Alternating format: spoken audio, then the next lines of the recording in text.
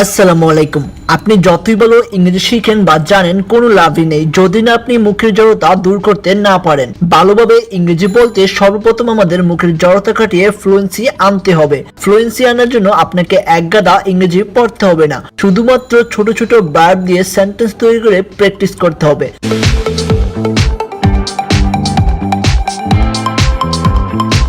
Speaking এ fluency আনার জন্য ইংরেজি ট্রেনার, ইংরেজি রিসার্চার ও বিশেষজ্ঞ যারা আছেন তারা একটি শর্টকাট মেথডকে প্রাধান্য দিয়েছেন, যা ইংরেজি শেখার জন্য ও মুখের জড়তা কাটানোর জন্য একমাত্র উপাদান। সেটি হলো ইংরেজিতে যে 8টি পার্সন রয়েছে সেই পার্সনগুলোর সাথে বার বসিয়ে লাগাতার প্র্যাকটিস করা। যেমন এই 8টি পার্সন হলো আই মিন্স আমি, উই মিন্স আমরা, ইউ মিন্স তুমি, ইউ মিন্স তোমরা, হি মিন্স সে, শি মিন্স সে, দে মিন্স তারা, ইট মিন্স ইহা।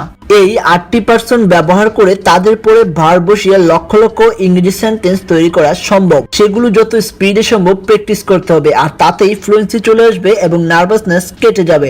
যেমন আই ডু আমি করি, উই ডু আমরা করি, ইউ ডু তুমি করো, ইউ ডু তোমরা করো, হি ডাস সে করে, শি ডাস সে করে, দে ডু তারা করে, ইট ডাস ইয়া করে। আবার আই ডু আমি করি, উই ডু আমরা করি, ইউ ডু তুমি করো, ইউ ডু তোমরা করো, হি ডাস সে করে, শি ডাস সে করে, দে ডু তারা করে, ইট ডাস ইয়া করে।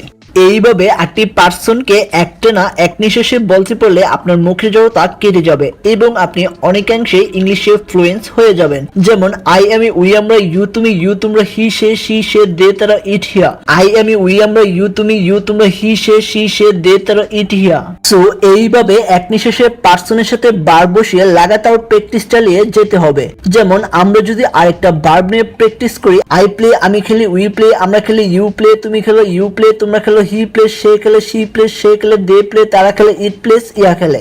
আই প্লে আমি খেলি, উই প্লে আমরা খেলি, ইউ প্লে তুমি খেলো, ইউ প্লে তোমরা খেলো, হি প্লেস সে খেলে, শি প্লেস সে খেলে, দে প্লে তারা খেলে, ইট প্লেস ইয়া খেলে। এইভাবে এক নিঃশ্বাসে 8টি পার্সনকে বলার চেষ্টা করবে। তারপর আত্মবিশ্বাস বাড়লে এই ছোট ছোট সেন্টেন্স গুলোকে বড় করার চেষ্টা করবে।